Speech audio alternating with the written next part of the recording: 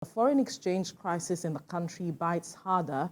Bureau de change operators in the nation's capital have been forced to shut down operations.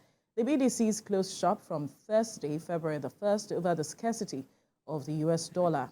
This week, the Naira reached an all-time low, exchanging for over 1,400 on Tuesday on the Nigeria Autonomous Foreign Exchange window, and even crossing 1,500 Naira against the dollar on the street market.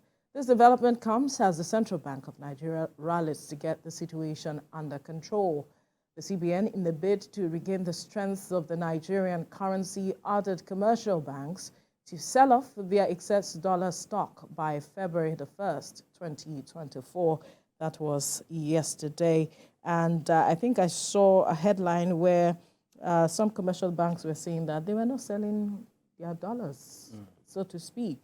The situation is still the same as it is, despite efforts made by the CBN to intervene, defend the Naira. We recall that the CBN released about $500 million sometime within the week to also address this matter.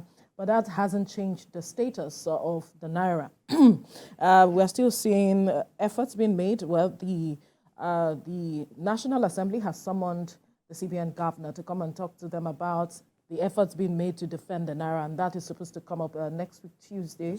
So Nigerians are waiting with bated breath to hear what the outcome of that meeting will be. Yeah, hopefully, because it's really been very tough, rough and tough, for the CBN governor since he assumed office. Before he came into office, everything seems to be going on a downward trend, especially with the situation of the Naira against the dollar. So it just appears that some people are really bent on ensuring that this economy doesn't work. Because I'm not sure the reason why some people would want to hold the dollar, and these same people will still go out to the market and be shouting up and down that the Naira is very bad against the dollar, but then their own activities. Speculators really, now. Exactly, highly speculating. So, we're causing a lot of damage to our economy. So, but one thing is that the BDC is saying that they're shutting down. I know their chairman, the president, Aminu Gwadabe, said that that there is a way that they go about these things, that they can't just wake up in the morning and say they're shutting down. That they are regulated. They are what's it called? What's it called? The license. No, the practice is actually being regulated. Right. So there is a way they're actually supposed to go about it, before they decide to say they want to shut down. Because at the end of the day, it's as if that they are still hurting themselves. So because the Naira is going up and they feel, no, we don't have enough Naira, everything is just tumbling. And then the next thing is, you can't say because the business, everything is going the other way, and then the next thing is that you want to close shop. You will still be the one to suffer, the losses at the end of the day. But then one of the analysts, said that there will be no future for Nigeria if it fails to start addressing the exchange rate problem. He said the solutions range from immediate to long-term strategies aimed at, boosting the economy. So now talking about crude oil in Nigeria today account for 70%, and of the receipts in terms of foreign exchange receipts to Nigeria, most of the monies that we receive from crude oil through domestic crude allocation, such purchases have been in Naira. Meanwhile, the crude oil business is an international business. So it's very important for us to say that if you must lift the liter, for instance, of crude oil in Nigeria, all receipt must be done in foreign currency. And this definitely, is a short term that will boost the Nigerian economy. So the forex inflow to Nigeria rather. So and in turn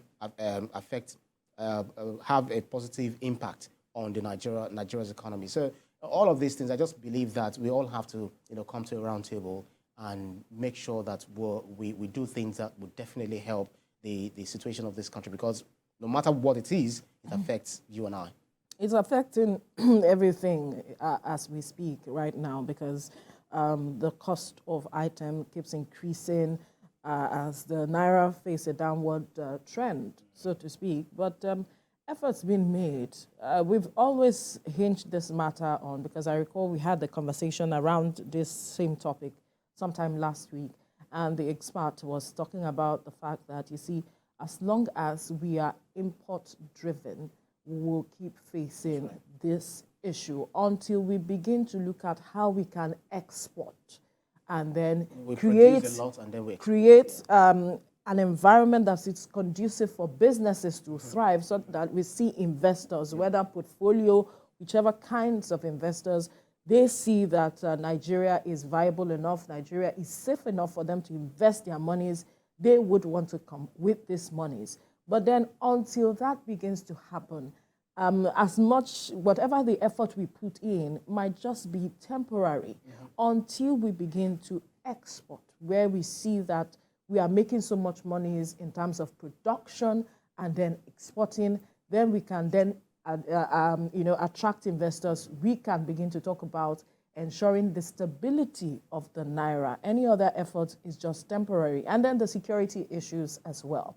How are we dealing with that? It's a critical matter, because at some point we were talking about diversifying the economy, looking into agriculture to ensure that we create that enabling environment for those in that sector to thrive. But we see what's going on in major parts of the country that we call food baskets of the nation. See Benue State, for instance, the Plateau State, for instance.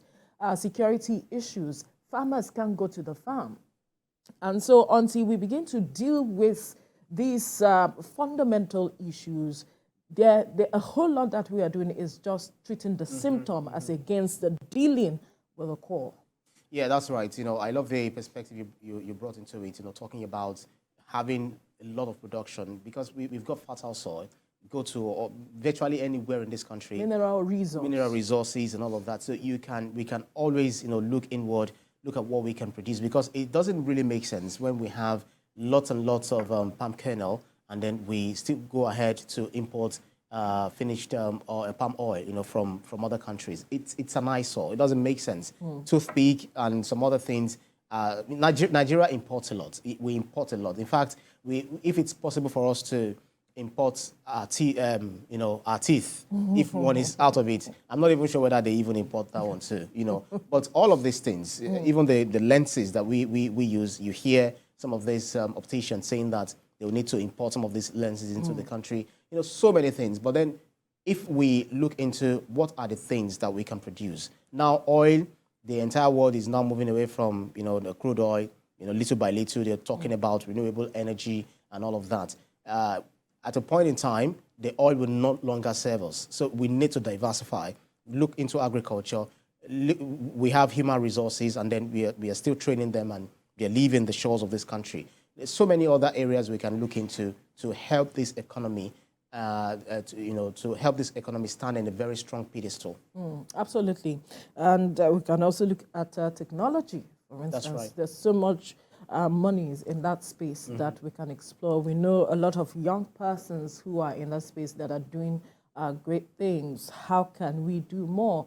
I recall the president is also looking at a target of 1 million jobs in that sector.